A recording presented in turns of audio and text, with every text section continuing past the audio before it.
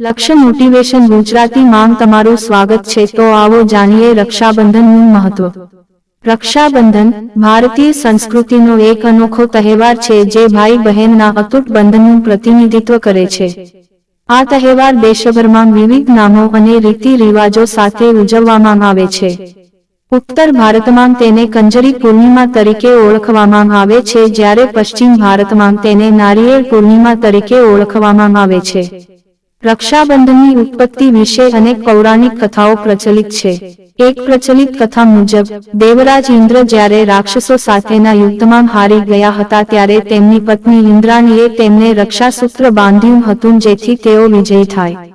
એવી પણ માન્યતા છે કે ભગવાન શ્રીકૃષ્ણને ઈજા થતાં દ્રૌપદીએ પોતાની સાડીનો એક ટુકડો ફાડીને તેમના ઘા પર બાંધ્યો હતો અને બદલામાં શ્રીકૃષ્ણે દ્રૌપદીને જીવનભર રક્ષા કરવાનું વચન આપ્યું હતું। રક્ષાબંધનનો ઇતિહાસ માત્ર પૌરાણિક કથાઓ સુધી મર્યાદિત નથી। ભારતીય ઇતિહાસમાં પણ આવા અનેક ઉદાહરણો મળી આવે છે।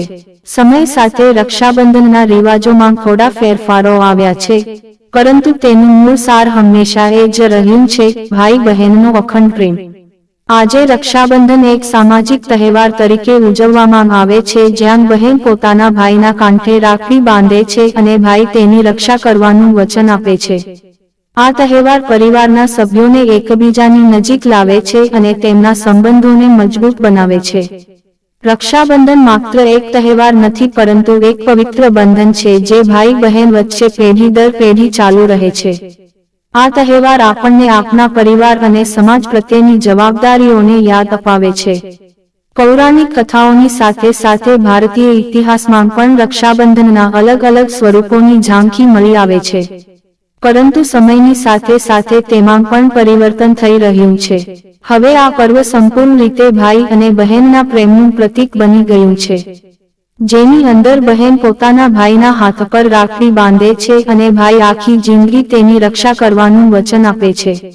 આ ફક્ત વર્ષ દરમિયાન એક જ વખત ઉજવવામાં આવતું પર્વ નથી, પરંતુ ભાઈ આખી જિંદગી દરમિયાન પોતાની બહેનની રક્ષા કરવાનું વચન આપે છે, જેથી આ તહેવારને રક્ષાબંધન તરીકે ઉજવવામાં આવે છે। તો આવા જ આર્ટિકલ્સ સાંભળવા અમારી ચેનલ લક્ષ્ય મોટિવેશન ગુજરાતી સબસ્ક્રાઇબ કરો અને અમારી સાથે જોડાયેલા રહો।